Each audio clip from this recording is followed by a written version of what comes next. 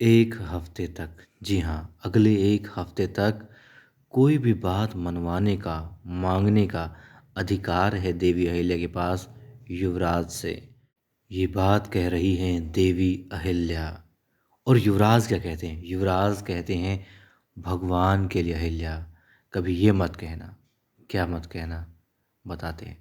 नमस्कार, पुण्य श्लोक लेवल शो में हम देख रहे हैं कि देवी अहिल्या युवराज खंडेराव अपने कक्ष में होते हैं, बातें कर रहे होते हैं, हाथों में हाथ होता है। क्यों?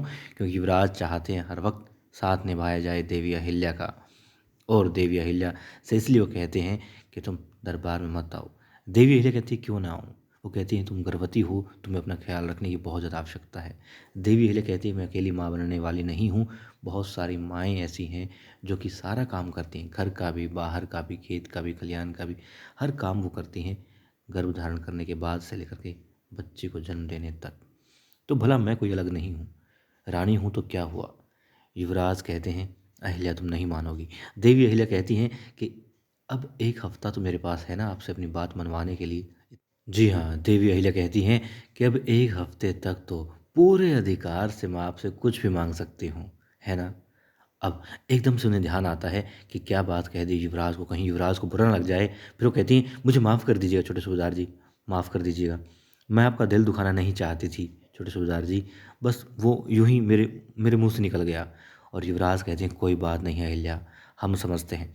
और वाक़ई में युवराज बहुत समझ रहे हैं देवी अहिल्या को, और इसीलिए वो कहते हैं कि हम समझते हैं कि तुम भी इंसान हो, देवी नहीं, तुम्हें भी दर्द होता है। और वो कहते हैं कि इसलिए अहिल्या हर समय मुस्कुराकर ये जताने की ज़रूरत नहीं है कि तुम्हें किसी बात का बुरा नहीं लगता, किसी बात से कोई तकलीफ़ नहीं होती, तुम्हें दर्द नहीं होता। वो कहती है तुम्हें बुरा लगे कुछ तो अपनी नाराज़गी ज़ाहिर कर सकती हो हम पर, यानी युवराज पर गुस्सा आए तो अपनी नाराज़गी ज़ाहिर कर सकती हो, जो कहना चाहो कह सकती हो, गुस्सा कर सकती हो, डाँट सकती हो, फटकार सकती हो, चिल्ला सकती हो। और वो कहते हैं कि यदि, बड़े प्यार से कहते हैं कि यदि तुम्हारा मन करे तो तुम रो भी सकती हो हमारे कंधे पर सर रख कर के, हम कुछ भी नहीं कहेंगे तुमसे।